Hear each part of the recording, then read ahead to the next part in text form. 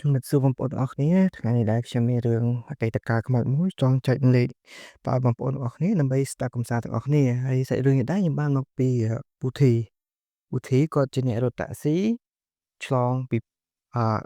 ខេត្តមួយទៅខេត្តមួយអញ្ចឹងណាតែជាទូទៅគាត់រត់នៅពេលថ្ងៃទេព្រោះថ្ងៃមួយគាត់បានទទួលលេខទូរស័ព្ទពីអ៊ំស្រីម្នាក់ចង់ឲ្យគាត់នឹងជួយលោកគាត់ដើម្បីទៅមើលបងប្អូនរបស់គាត់នឹងគាត់ឈឺនៅឯស្រុកហ្នឹងណាប៉ុន្តែស្រុកដែលគាត់ទៅនោះវាឆ្ងាយហើយផ្លូវក៏ពិបាកដែរពូធីគាត់មិនចង់ទៅប៉ុន្មានទេតែដោយសារតែគាត់អាណិតអ៊ីនឹងដែរអញ្ចឹងណាដោយសារតែមានបងប្អូនឈឺដូចថាគាត់ឈឺធ្ងន់គាត់ចង់ឲ្យទៅឲ្យទាន់ដង្ហើមអញ្ចឹងណាពេលអញ្ចឹងពូធីក៏សម្រេចចិត្តថាជូនគាត់ទៅអញ្ចឹងគាត់ក៏ចេញដំណើរទៅយកអ៊ំស្រីម្នាក់ហ្នឹងឈ្មោះថាអ៊ំនីគាត់ក៏បានទៅយកអ៊ំនីទៅក៏រៀបចំអ្វីអវ៉ាន់មកគាត់ហើយគាត់ក៏ដឹកអ៊ំនីចេញទៅហើយកន្លែងដែលគាត់ត្រូវទៅហ្នឹងគឺវាឆ្ងាយហើយនៅពេលម៉ោងដែលគាត់ចេញគាត់ថាចេញទៅប្រហែលជាម៉ោង8យប់វារៀងយប់ដែរអញ្ចឹងណាហើយអញ្ចឹងគាត់ដូចថានិយាយអញ្ចឹងគាត់អត់ចង់ទៅទេក៏ប៉ុន្តែគាត់អាណិតអ៊ំនីហ្នឹងដោយសារអ្នកស្គាល់គាត់ក៏ធ្វើដំណើរចេញទៅហើយគាត់ថានៅសម័យនោះប្រហែលជាឆ្នាំ2005អញ្ចឹងការរស់នៅក៏ដូចជាទៅតាមស្រុកភូមិវាមិនទាន់ជឿនលឿនទេអញ្ចឹងទៅតាមភូមិស្មានហ្នឹងវាស្ងាត់មែនទែនអញ្ចឹងហើយការបើកបរទៅតាមផ្លូវគឺពិបាកវាអត់មានផ្លូវកស៊ូដូចសម័យយើងឥឡូវទេវាមានដោយតំបន់មួយៗអញ្ចឹងណាអញ្ចឹងការធ្វើដំណើរគឺពិបាកវាលាក់ផងវាយ៉ាប់ផងអញ្ចឹងគាត់ក៏ព្យាយាមធ្វើដំណើរទៅអញ្ចឹងរហូតដល់ផ្លូវគេចូលក្នុងភូមិមួយប៉ុន្តែផ្លូវហ្នឹងគាត់ថាស្ងាត់មែនទែនគេដាក់ថាអ្នកភូមិរបស់គេហ្នឹងគឺនៅខាងក្នុងអញ្ចឹងគាត់ត្រូវធ្វើដំណើរទៅម៉េចចូលតាមផ្លូវហ្នឹងអញ្ចឹងនៅពេលដែលគាត់ធ្វើដំណើរតាមផ្លូវគាត់ក៏អឺជិះកាត់ឃើញផ្ទះមួយដែលគេទុកចោលហើយគាត់ក៏បន្តដំណើរទៅមុខទៀតគាត់ក៏បានទៅដល់កន្លែងស្ពានមួយដើម្បីឆ្លងណាប៉ុន្តែស្ពានរបស់គេហ្នឹងជាប្រភេទស្ពានឈើហ្នឹងសម័យមុនវាអត់សូវជាប់បានទេក៏ប៉ុន្តែគាត់ព្យាយាមធ្វើដំណើរទៅអាចថាគាត់ឆ្លងកាត់បានអញ្ចឹងគាត់ក៏ធ្វើដំណើរឆ្លងកាត់ទៅគាត់ធ្វើដំណើរប្រហែលរយៈពេលជា3 4 5ម៉ោងគាត់បានទៅជួបឲ្យគេគាត់ក៏ធ្វើដំណើរទៅដល់ផ្ទះបងប្អូនរបស់អ៊ំនីហ្នឹងណាក៏ប៉ុន្តែនៅពេលដែលគាត់ទៅដល់ហើយអ៊ំនេះក៏បានកាក់គាត់ដែរថាឥឡូវអឺពូធីឯងសម្រាកផ្ទះគាត់សិនទៅមួយយប់សិនទៅចាំព្រឹកចាំត្រឡប់ទៅវិញព្រោះថាយប់អញ្ចឹងវាពិបាកបើកបរតាមផ្លូវណាសម័យហ្នឹងណាប៉ុន្តែពូធីដូចថាគាត់ក៏មិនបានគិតអានេះខ្លាចអីដែរអញ្ចឹងណាអញ្ចឹងគាត់ដូចថាគាត់លេងស៊ាំនឹងអ្វីដែលគាត់បើកបរហើយអញ្ចឹងគាត់ក៏មិនបាច់ចិត្តថាលា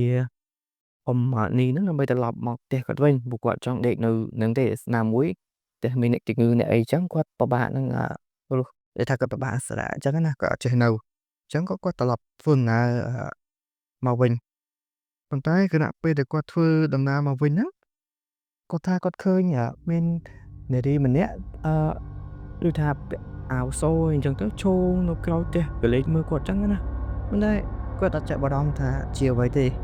គាត់ក៏ធ្វើដំណើរមកវិញអញ្ចឹងទៅប៉ុន្តែនៅពេលដែលគាត់ធ្វើដំណើរមកតាមផ្លូវគាត់ស្រាប់តែកន្លែងស្ពានហ្នឹងណាគាត់ថាមាននារីម្នាក់ស្ពានឈើដែលគាត់ឆ្លងកាត់មកក្នុងភូមិណាគាត់ថា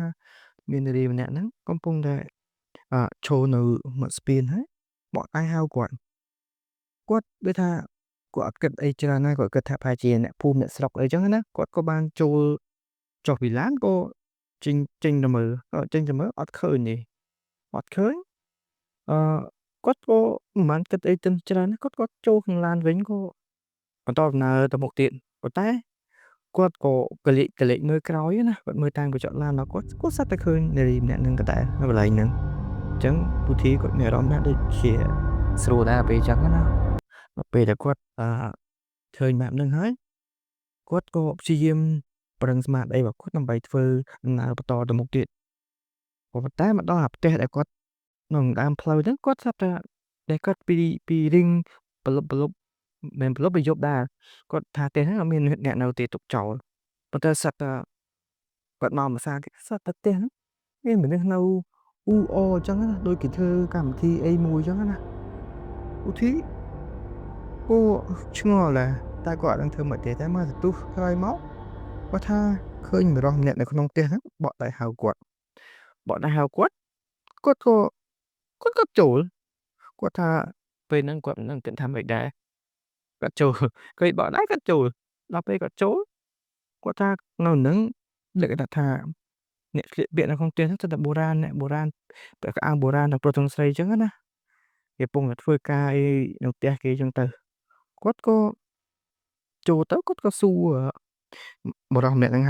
តែហៅគាត់ណាគាត់ក៏ចូលទៅហៅសួរថាបងឯងហៅខ្ញុំមានការអីតែដល់ពេលតែគាត់ហៅយ៉ាងណាសួរយ៉ាងណាបរិសម្នាក់ហ្នឹងអត់ឆ្លើយមួយគាត់ទេគាត់សួរវិញក៏អត់ឆ្លើយដែរពេលអញ្ចឹងគាត់ក៏មិនដឹងធ្វើម៉េចដែរគាត់ក៏ឡើងឡានមកវិញទៅស្រាប់តែគាត់ឡើងឡានមកវិញគាត់ពេលដែលគាត់បិទទ្វារឡានហ្នឹងស្រាប់តែគាត់ថាងាកទៅវិញមើលផ្ទះហ្នឹងស្រាប់តែអត់មានមនុស្សទេផ្ទះហ្នឹងលីង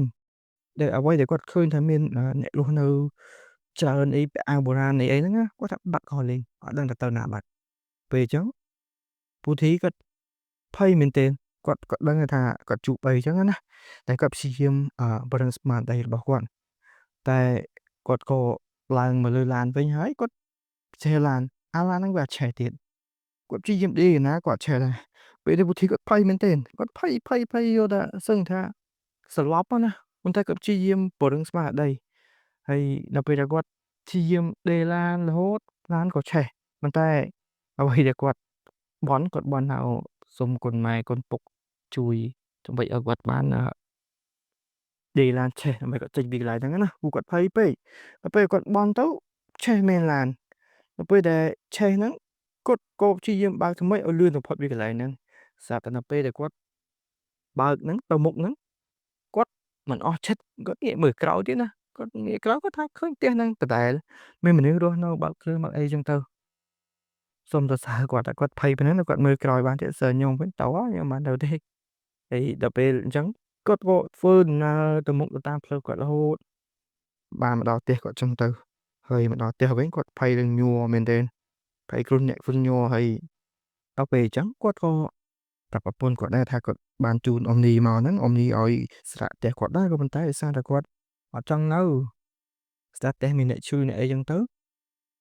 ចឹងគាត់ត្រឡប់មកវិញហើយក៏គាត់ជួបរឿងបែបហ្នឹងចឹងទៅហើយដល់ពេល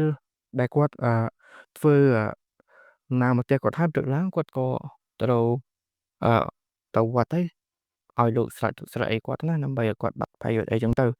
ហើយគាត់ក៏មិនអស់ចិត្តដែរចឹងណាគាត់ក៏តាក់ទងទៅអ៊ំនេះដើម្បីសួរនាំថាអ្វីដែលគាត់ជួបយប់មិញហ្នឹងអីគេវាមានប្រវត្តិអីមិនចឹងណាហើយគាត់ប្រាប់អ៊ំនេះអ៊ំនេះក៏បានឆ្លើយថាផ្ទះដែលគាត់ឃើញផ្ទះហ្នឹងគឺទុកចោលទេផ្ទះហ្នឹងគឺផ្ទះបែបបុរាណណាដែលម្ចាស់គេទុកចោលយូរហើយអញ្ចឹងទៅអត់ដែលឃើញម្ចាស់គេមិនដឹងទៅណាទេតែផ្ទះហ្នឹងដូចផ្ទះអ្នកមានសម័យបុរាណអញ្ចឹងណាហើយអ៊ំនេះក៏សួរថាជួបអីមែនគាត់ថាគាត់បានឃើញមនុស្សបុរាណជាច្រើននៃបកតាហៅគាត់ក៏បានចូលទៅផ្ទះហ្នឹងអីចឹងទៅហើយក៏ចូលឡាវិញក៏អត់មាន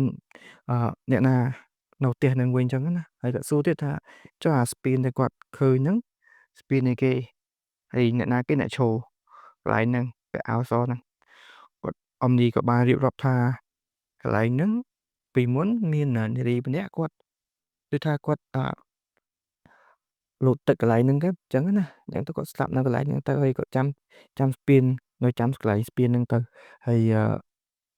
ឲ្យទៅយប់ឡើងភាគច្រើនគឺអត់មានអ្នកណាហ៊ានទៅម្ដុំហ្នឹងទេព្រោះភាគច្រើនដល់ទៅគឺឃើញហើយពូធីគាត់ថាលើកនេះទោះបីជាឲ្យច្រើនប៉ុណ្ណាក៏ដោយស្គាល់គ្នាប៉ុណ្ណាក៏ដោយគឺគាត់លែងហ៊ាននៅពេលយប់ហ្នឹងគឺគាត់សុខចិត្តទៅតែពេលថ្ងៃទេយប់ដាច់ខាតទេក៏អត់ទៅទេព្រោះបងប្អូនដឹងណាជំនាន់ហ្នឹងសម័យមុនវាមិនដូចឥឡូវណាឥឡូវយប់វាមិនសូវជាបញ្ហា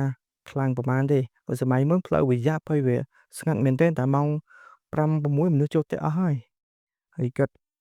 ហ៊ានជូនទៅហ្នឹងសុំតែសារគាត់ហើយនេះជាសាច់រឿងរបស់ពូធីប៉ុន្តែឥឡូវគាត់ មានអ្វីជ្រាចង់ចូលតាអញ្ចឹងសាច់រឿងរបស់ពុទ្ធីមានតែប៉ុណ្ណេះឯងណាសូមអរគុណសូមជួយ Subscribe វីដេអូរបស់ខ្ញុំអ្នកមួយផងសូមអរគុណច្រើន